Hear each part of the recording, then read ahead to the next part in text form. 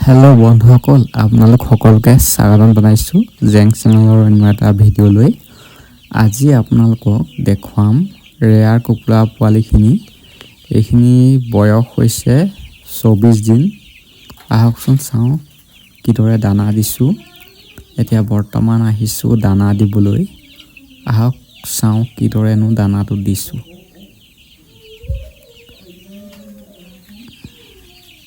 বয়সটো 24 দিন হৈছে ইহঁতৰ। জনাবচোন গ্ৰ'থটো কেনেকুৱা হৈছে, আপোনালোকে যদি কোনোবাই জানে